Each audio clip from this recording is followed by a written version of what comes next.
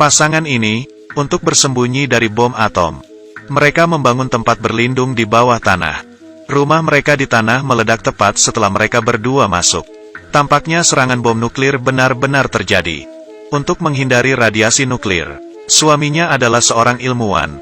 Bawa semua orang ke ruang aman di mana dia sudah mengatur waktunya. Setelah 35 tahun, pintu baru bisa dibuka. Tetapi mereka tidak tahu bahwa ledakan itu bukan nuklir, tetapi kecelakaan pesawat. Istrinya sedang hamil. Setelah itu, dia memberi nama anaknya Adam. Jadi seperti ini Adam dilahirkan dan dibesarkan di area terlarang. Ada banyak utilitas di tempat penampungan ini. Selain kebutuhan untuk keperluan sehari-hari yang cukup untuk 35 tahun. Bahkan dilengkapi dengan ekosistem yang menarik. Untuk kegiatan santai mereka bisa memancing, menanam. Sang istri bahkan bisa berbelanja di gudang. Mereka berdoa bersama sebelum makan. Bersama-sama menonton film setelah makan malam. Meskipun mereka tinggal di bawah tanah dan terisolasi dengan dunia luar. Tetapi mereka masih hidup dengan sangat bahagia dan memuaskan. Sang ibu mengajari Adam cara etiket dan menari. Ayah mengajarinya tinju, bahasa asing, dan manajemen keuangan.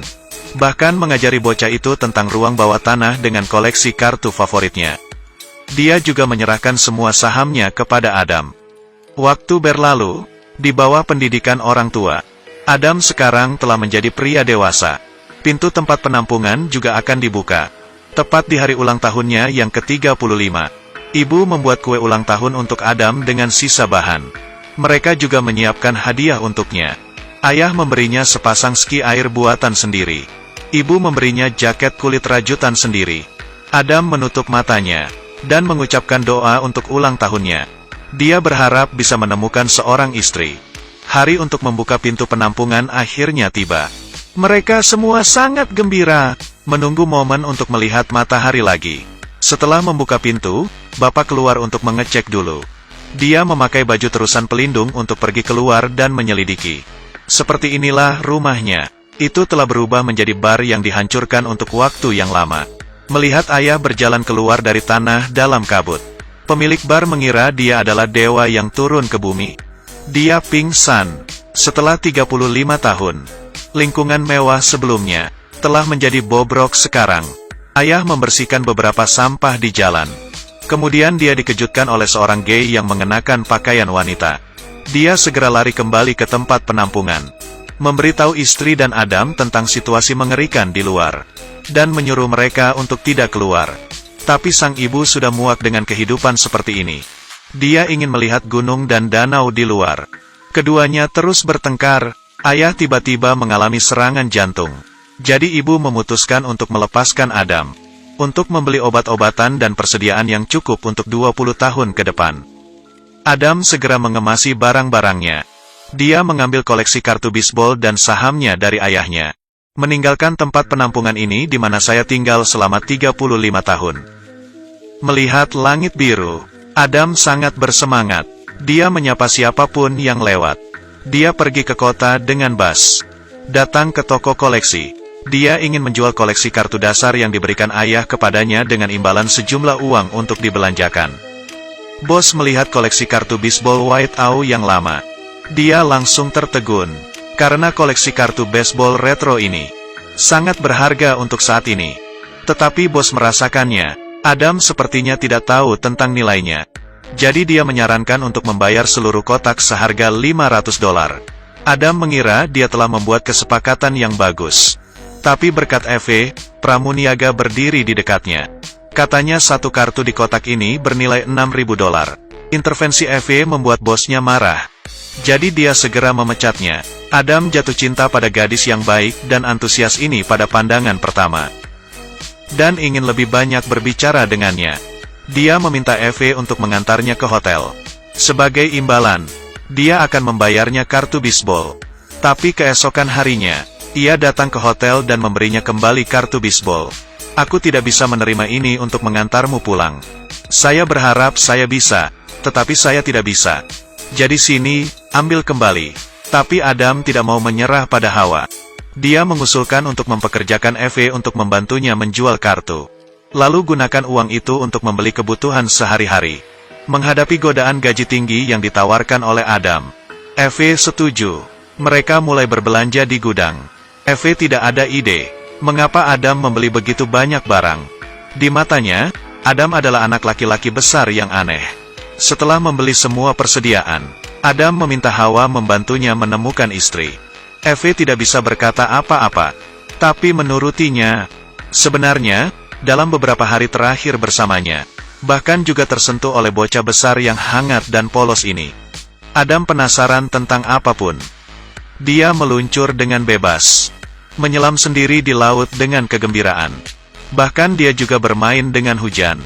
Tetapi orang tua dan saudara laki-laki Eve sama-sama gagal dalam pernikahan.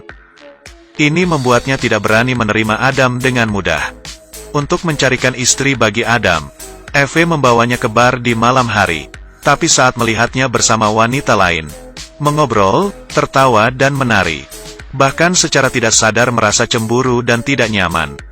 Ketika dia kembali ke rumah, temannya mengatakan Adam akan pergi dengan seorang wanita. Dia mencoba untuk berpura-pura tidak peduli, tapi tetaplah mencemaskan dan pergi mencari Adam. Tapi dia tidak menyangka Adam tiba-tiba muncul di belakangnya. Dia bahkan membuatnya takut untuk berguling. Setelah masuk ke dalam, Adam dengan hati-hati membersihkan luka untuk Eve. Dia dengan sepenuh hati mengakui perasaannya padanya. Setelah malam itu, Eve memahami pikirannya sendiri, dan akhirnya menerimanya. Tetapi pada saat ini, Adam memberitahu Eve tentang keluarganya. Ketika bom atom meledak di Los Angeles pada tahun 1962, orang tua saya pergi ke tempat penampungan bawah tanah. Itu juga tempat saya lahir.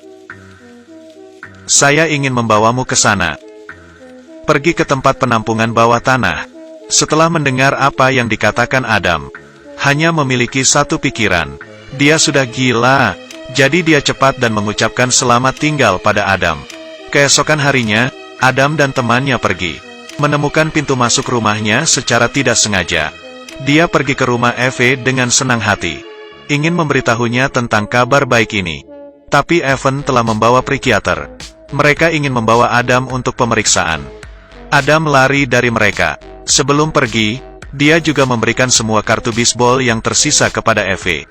Adam akhirnya kembali ke rumah, bertemu dengan orang tuanya, dan dengan bantuan penjaga bar di atas, mengumpulkan orang untuk membantunya membawa persediaan yang dibeli dari gudang. Dan teman Eve juga ditemukan. Saham yang ditinggalkan Adam bernilai 10 juta uset, dan barang-barang yang digunakan Adam juga diproduksi 35 tahun yang lalu. Mereka mulai percaya, apa yang dikatakan Adam mungkin benar. Jadi mereka memutuskan untuk menemukan Adam. Tapi ini seperti menemukan jarum di tumpukan jerami.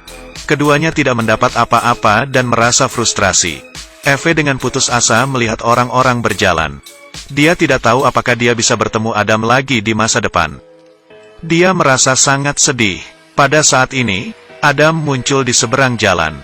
Dia segera keluar dari mobil, memeluk dan menciumnya erat.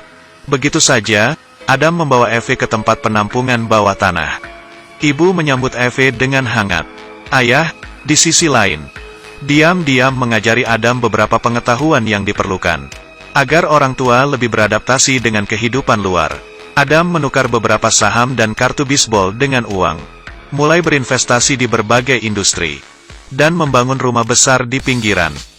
Sampai semuanya beres, dia membawa orang tuanya dari ruang bawah tanah ke rumah besar di pinggiran kota. Adam ingin memberi mereka waktu untuk beradaptasi dengan dunia luar. Dan sejujurnya tidak ada serangan bom nuklir sama sekali. Ibu senang melihat langit lagi. Sebagai seorang ilmuwan, ayah masih skeptis tentang segala hal di luar. Saat ibu sibuk dengan masakannya, dia diam-diam mengukur ukuran halaman, merencanakan area untuk tempat penampungan berikutnya.